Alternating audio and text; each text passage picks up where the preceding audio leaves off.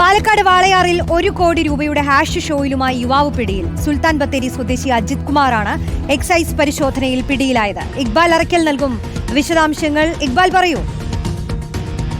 രോഷിനി, ഇന്ന് വൈകിട്ട് എക്സൈസ് നടത്തിയ പരിശോധനയിലാണ് ഈ വാളയാർ ചെക്ക് പോസ്റ്റിൽ നിന്ന് 1 കോടി രൂപയോളം വില വരുന്ന ഹാഷിഷ് ഓയിലുമായി ഈ വയനാട് സ്വദേശി പിടിയിലാവുന്നത്. ഇയാൾ തമിഴ്നാട്ടിൽ നിന്നും കേരളത്തിലേക്ക് ഈ ഹാഷിഷ് ഓയിൽ കടത്താൻ ശ്രമിക്കുകയായിരുന്നു.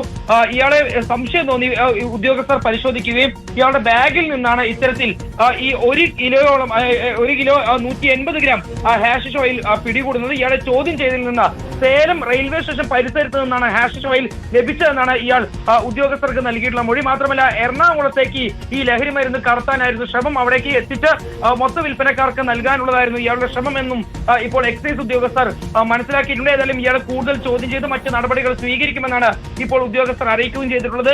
സ്വകാര്യ ബസ്സിൽ ഇത്തരത്തിൽ ലഹരി കടത്താനായിരുന്നു ഈ യുവാവിന്റെ ശ്രമം. 24 വയസ്സ് മാത്രം പ്രായമുള്ള വയനാട് സുൽത്താൻ ബത്തേരി സ്വദേശിയായിട്ടുള്ള അജിത് കുമാറാണ് ലഹരി കടത്തുന്നതിനിടയിൽ ഇപ്പോൾ എക്സൈസിന്റെ പിടിയിലായിട്ടുള്ളത്. ഇയാളെ ഉടൻ തന്നെ മറ്റു നടപടികൾ പൂർത്തിയാക്കി പാലക്കാട് റേഞ്ച് ഓഫീസിലേക്ക് മാറ്റും എന്നും ഇപ്പോൾ എക്സൈസ് ഉദ്യോഗസ്ഥർ അറിയിക്കുകയും ചെയ്തിട്ടുണ്ട്.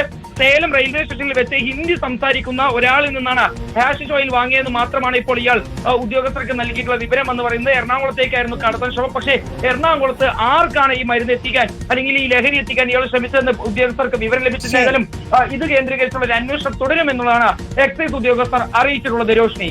ശരി ഇക്ബാൽ.